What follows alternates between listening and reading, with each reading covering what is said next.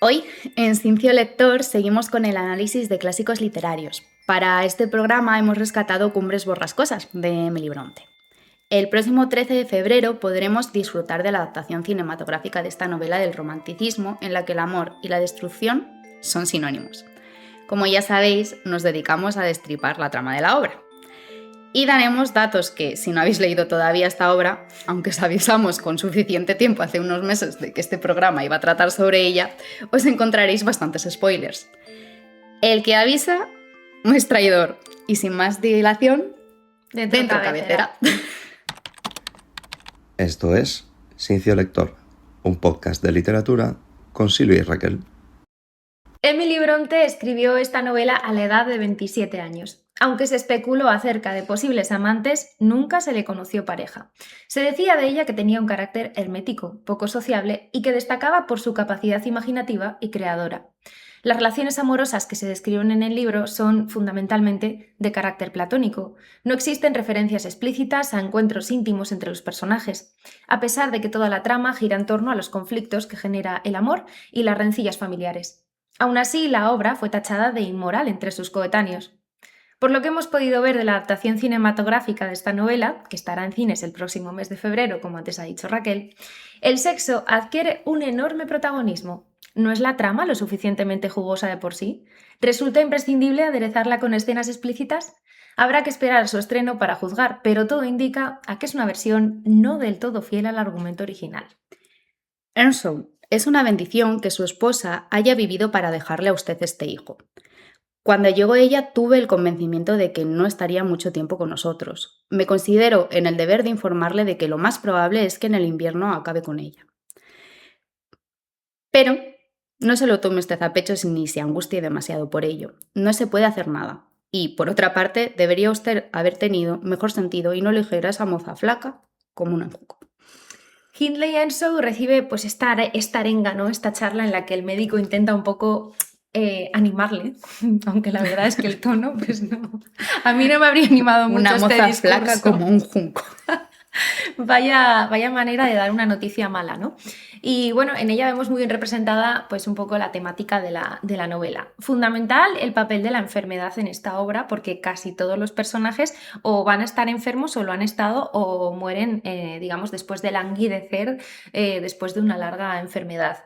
También la idea de la muerte, que está muy presente en toda la obra y de hecho es un poco lo único que va a conseguir separar a los protagonistas, o puede que ni eso. Y por último, el amor como algo práctico, funcional. Tú no te enamoras y después te casas, sino que más bien te casas por un motivo social, de estatus económico, y luego ya, si procede, surgiría todo lo demás. Bueno, vamos por partes. En primer lugar, decíamos que las enfermedades están muy presentes en la trama. Lo cierto es que Emily Bronte pertenecía a una familia en la que había pues, muchos hermanos y todos fallecieron de tuberculosis, incluida la propia Emily, que además murió pues, jovencísima, ¿no? A la edad de 30 años. Estaba muy familiarizada con los síntomas de la tuberculosis. Y podemos ver en los personajes de la novela cómo tienen unos síntomas pues, que irían un poco en esa dirección. Es casi pues, algo muy común en la obra, ¿no? Muy reiterativo, la enfermedad y los achaques que produce la enfermedad en los personajes. Y nunca se llega a especificar claramente cuál es la enfermedad No. de la que sufren, ¿no? No lo llegamos a saber en ningún momento. Sí que nos queda claro que las mujeres pues tenían muy difícil sobrevivir al momento del parto. De hecho, varios son los personajes que vemos que atraviesan esta tesitura y no la superan. En esta época era algo muy habitual que una mujer pues, falleciera durante el alumbramiento. Y respecto al enfoque utilitario que se da al amor en Cumbres borrascosas, el personaje de Hindley sí que parece que siente un amor sincero por su esposa, y de hecho, después de su fallecimiento, pues él se va a aislar, ¿no? Y va a tener un carácter más taciturno, si cabe, pero vemos que en general la motivación de los personajes para crear vínculos matrimoniales es de carácter económico, de estatus social. Y he aquí el origen del conflicto que alimenta esta novela. La expresión "no se los tome usted a pecho ni se angustie demasiado por ello" es tan hiriente que refleja a la perfección la intención satírica de la autora. Viene a decir: mala elección, debería usted buscar una esposa nueva, pero no se complique dándole vueltas al asunto, que esto ya está, agua pasada, ¿no? Eso es. Destiérrele de sus pensamientos, señorita, le sugerí. Es pájaro de mal agüero. No es compañero para usted. Aunque la señorita Linton se ha manifestado en términos muy fuertes, no soy quien para contradecirlo. Ella conoce el corazón de él mejor que yo, y mejor que nadie, y jamás lo presentaría peor de lo que es. Las personas honradas no ocultan sus obras. ¿Cómo ha vivido? ¿Cómo se ha hecho rico? ¿Por qué se aloja en Cumbres Borrascosas, en la casa de un hombre al que aborrece? Dicen que el señor Earnshaw está cada vez peor desde que él llegó. Existe un debate muy interesante en torno a los personajes de Cumbres Borrascosas. A ver qué te parece a ti, Raquel. Porque realmente Heathcliff es un héroe o es un villano. Y vamos a ir un poco más allá. ¿Quién es el verdadero protagonista de esta novela? ¿Es Catherine o lo es Heathcliff? Me parece un tema potente ese del que estás hablando. Creo que si nos centramos en Heathcliff tenemos que recordar cómo llega a Cumbres Borrascosas. Es un niño salvado de las calles por el señor Earnshaw, que comienza con una actitud bastante pasiva, a pesar de los malos tratos que está recibiendo por parte de Heathcliff, de la propia Nelly, que es el ama de llaves de la casa, e incluso en un inicio por Catherine. Aunque estas dos últimas cambian en cierta manera la forma en la que se dirigen a él, sigue siendo menos para el resto de la casa. En cierta manera, yo puedo llegar a pensar que no es más un villano inicial, sino que es un villano construido por la situación que está viviendo, un poco obligado por esas circunstancias y que lo llevarán a que cuyo único propósito en la vida va a ser esa sed de venganza que vamos a ir viendo a lo largo de la obra.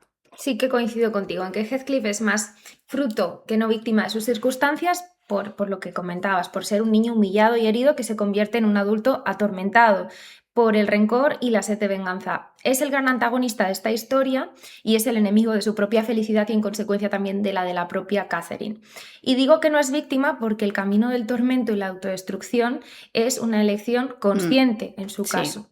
Ella, por su parte, prioriza el estatus social, la riqueza, la ostentación que le promete el matrimonio con Edgar Linton a la búsqueda de su propia felicidad. Su cobardía la lleva a rechazar a Heathcliff y por ello a languidecer en una vida que no le aporta lo que realmente quiere. Es un poco esa postura de Catherine hacia el personaje de Heathcliff de ni contigo ni sin ti. Yo quiero esta vida en la que estoy ahora, pues con estos lujos, pero no quiero que tú desaparezcas de mi vida. Y de hecho ella se lo va a hacer saber cuando él regresa de su vida.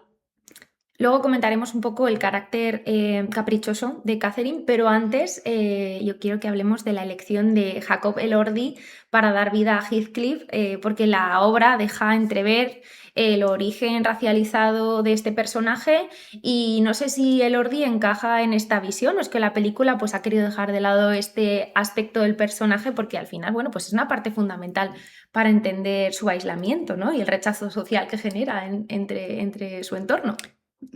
Estoy totalmente de acuerdo y de hecho es que no creo que sea uno de los actores más indicados. Supongo que si lo han escogido para el papel por algo será. No obstante, no veo esa característica que se describe en el libro de una piel oscura y unos ojos negros. Pero claro, si hablamos de la correcta elección de personajes no podemos dejar de lado ese romanticismo que se está dejando entrever en el tráiler. ¿Consideras que realmente va a tratarse como se debe ese amor entre estos dos personajes, entre Catherine y Heathcliff? Claro, la pregunta aquí es si realmente se trata de amor, ¿no? Al final son dos personajes que están aislados en un entorno sombrío, en el que tampoco hay muchas opciones de conocer a gente y encuentran la compañía el uno en el otro y esa comprensión, ¿no? mutua sobre la que se construye una relación de dependencia. Son incapaces de dar pasos adelante para afianzar esa relación, se entienden mejor desde la distancia, desde el deseo y desde la incapacidad para consumar sus propios deseos. Y hay un fragmento en el que, de hecho, la propia Catherine lo explica claramente. Dice, mi amor por Linton es como el follaje de los bosques, el tiempo lo cambiará, yo ya sé que el invierno muda los árboles, pero mi amor por Heathcliff se parece a las eternas rocas profundas, es fuente de escaso placer visible, pero necesario. Es algo que es inherente a sí misma y de hecho luego añade, Nelly, yo soy Heathcliff, él está siempre, siempre en mi mente. Son un uno, ¿no? Un todo. es un poco ese carácter caprichoso que estabas adelantando antes. Es que, o sea, de hecho, tú has extraído ese fragmento y déjame que te lea yo en el que se ve claramente retratado ese carácter de Catherine. Si me amabas, en nombre de que Leigh me abandonaste, en nombre de la mezquina ilusión que despertó en ti Linton, no he sido yo quien ha roto tu corazón, te lo has roto tú misma, y al hacerlo has destrozado de paso el mío.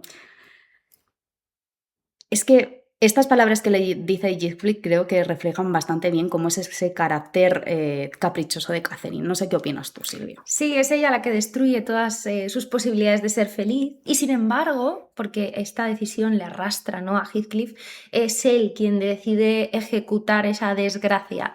Es decir, de alguna manera ella se sobrepone a sus decisiones y acepta su sino, que es un camino que ha elegido ella misma, pero Heathcliff es el que se niega a aceptar esos cambios y decide ir guardando todo ese rencor para en el futuro, incluso cuando ella ya no esté presente, terminar de consumar esa venganza tan cruel. Eso es que lo tienes. Tras la muerte de Catherine, su decisión de destruir todo es todavía más firme, más clara.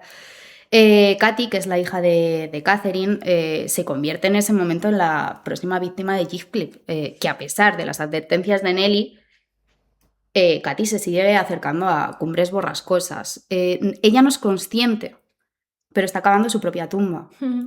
Allí recibe malos tratos por parte del que es su tío, que la obliga a casarse con su hija, a sabiendas de que, con su hijo, perdón, a sabiendas de que a este no le queda mucho tiempo de vida, con el único objetivo de que si su hijo fallece, el heredero directo de la granja y de Cumbres Borrascosas es él, no su hijo. Pasan a ser de él. Un plan muy bien elaborado y que, sin embargo, sigue sin conseguir su objetivo final, que es destruir esa relación entre las dos familias, porque claro, es aquí donde entra el papel de Hareton, ¿no? O es que consigue, o que ambos, Hareton y Katy, al final de la obra, terminan uniéndose en ese ambiente desapacible que es Cumbres Borrascosas. Y que un poco pone ese broche optimista, ¿no?, esperanzador, en una historia que estaba marcada pues, por la desesperanza, precisamente. Son la representación de sus padres, ¿no?, consumando pues, ese amor que nunca habían podido llevar a cabo. Así que al final es un final pues muy bonito. Es bonito el final. Por último, sí que es verdad que queríamos mencionar la importancia del espacio y de la naturaleza en esta obra. Al final se enmarca dentro del romanticismo, en el que sabemos que los paisajes son fundamentales, y aquí se recrean paisajes típicos de este ambiente. Podría decirse que el entorno es un personaje más, sin el que la obra no tendría sentido. El aislamiento de la granja, esas nieblas, ¿no?, la conexión de los personajes con la naturaleza, en la que se encuentran muchas veces acompañados y encuentran consuelo en su tristeza, y muchas veces la representación de sus estados de ánimo en la propia naturaleza y en el propio paisaje. En definitiva, pues una recreación típicamente romántica, y que ¿nos ha gustado o no nos ha gustado? Pues tenemos que decir que ambas hemos llegado a la conclusión de que tenemos muchas ganas de ver la película. Sí. Para disfrutar un poco de la magia de esos paisajes que estabas comentando tú ahora, y pues para descubrir por qué no, si Jacob Elordi está a la altura del reto que se le plantea. Exacto, porque de Margot Robbie no tenemos dudas. No. Sabemos que sí que va a estar bien en el papel de Catherine. Es verdad que habíamos comentado que tiene mucho peso el componente sexual en esta historia cinematográfica, pero puede ser que sea en el tráiler donde se ha decidido darle más protagonismo a este aspecto. Sí, sí que puede ser igual esa selección de imágenes que se han hecho en el tráiler más que otra cosa. Vamos a darle una oportunidad. Voto de confianza. Yo tengo ganas de verla, ¿eh? Es cierto que el enfoque tiene pinta de ser muy distinto al de la obra original. Yo creo que también tenemos que entender que esta obra es una adaptación cinematográfica y que como tal es una adaptación y que se tiene que también un poco acercar al tiempo, a lo que le gusta al espectador, a lo que quiere ver, pero ¿hasta qué punto? Y de hecho, otro dato curioso de este concepto que decías tú de la adaptación, en el tráiler por lo menos la utilización de los colores se aleja bastante de la percepción precisamente que estábamos comentando, típica del romanticismo, de esos tonos grises y apagados, oscuros, misteriosos, porque hay una utilización del color mucho más potente, ¿no?, de los tonos rosas, precisamente igual por ese contenido un poquito más subido de tono. Que igual en otras adaptaciones cinematográficas, no sé si has tenido la oportunidad de ver leer el libro que comentamos en nuestro anterior programa, la adaptación de Orgullo y Prejuicio, pero sí que es cierto que esos colores, esa niebla, ese ambiente grisáceo de las tierras de Inglaterra se refleja bastante bien en la adaptación cinematográfica. Entonces, vamos a esperar a ver qué nos depara con esta adaptación, pero no podemos terminar este programa sin antes puntuar. Puntuar, ya sabes que tenemos que puntuar nuestras lecturas. Claramente hay una profe buena y una profe mala, porque Raquel siempre es mucho más bondadosa con sus Algunos notas. no estarían muy de acuerdo con ese comentario. Déjame que te lo diga. Pero bueno. A ver, Silvia. Procedamos. ¿Qué? Del 1 al 5, ¿cuántos estrellas? Del 1 al 5 para mí tiene un 2,5, es decir, un aprobado justo. Creo que es porque no conecta conmigo este tipo de obras. No soy muy de romanticismo. Claro, es que yo en ocasiones se me ha hecho un poco tediosa la lectura, especialmente en esos periodos de transición que tiene la obra, en los que no está sucediendo nada, sino que se está fraguando la acción. No lo sé. Me aburre un poco ese intercambio de misivas, los periodos en los que hemos comentado que había algún personaje que estaba enfermo, encamado, en el que la acción parece como que se ralentiza un poco. Sí que me gusta el enfoque, que me parece muy original, de que la historia se la cuente Nelly, ¿no? Al nuevo inquilino de Cumbres Borrascosas. Bueno, no es de Cumbres Borrascosas, es de la otra casa, pero bueno, en definitiva, sí, ese enfoque, ¿no? Como del doble narrador. El relato del relato, sí. Me gusta, me parece original. También me parece interesante el enfoque que se hace de las relaciones amorosas en una época en la que no había posibilidad de elegir a tu acompañante de vida, pero más allá de eso, pues me ha resultado un poco aburrida y yo no la volvería a leer. ¿No? No. Pues yo sí. Yo tengo que decir que yo le he dado a ver, tampoco le he dado un 5, no le he dado un 4, le he dado un 3,5. A mí sí me ha gustado la obra. Yo tengo que decir que hubo un momento que estaba enganchada y no pude parar de leer. Me dieron las 3 de la mañana. Sí. Puede que estoy bastante de acuerdo con el análisis general que has hecho de la obra. De hecho, no tengo mucho más que aportar a todo lo que has dicho. Sí que es cierto que igual esa pérdida de puntuación la he encontrado también en esas partes, ¿no? En ese momento en el que se presenta el personaje de Katy, al primo, o sea, Linton, su unión, Harrington está por ahí, pero tampoco se llega todavía a entrar, no nos adentra la autora de lleno todavía con el personaje de Harrington. Sí que es... Esa parte yo creo que sí que puede ser un poco la que me ha hecho bajar un poco la puntuación, pero yo sí que volvería a leer esta obra. De hecho, sí que es cierto que yo soy muy de obras de corte romántico, me gustan, está puesto de hecho en la descripción que tenemos en Instagram, y puede que eso sea un poco lo que me lleve a sumarle... Sin duda influye. A sumarle puntuación. Pero nada, yo creo que vamos a dejar aquí el programa de hoy, con ganas de leeros. Así que volvemos os lo decimos a dejar... siempre, que nos pongáis comentarios, que nos gusta leer lo que nos decís sobre las obras que vamos comentando, incluso si son críticas, que también nos viene muy bien para mejorar. Eso es. Y como hemos descubierto que nos cuesta muchísimo despedir los programas, que nunca sabemos cómo no sabemos qué decir. Pues chao. Adiós. Esto es Ciencio Lector, un podcast de literatura con Silvia y Raquel.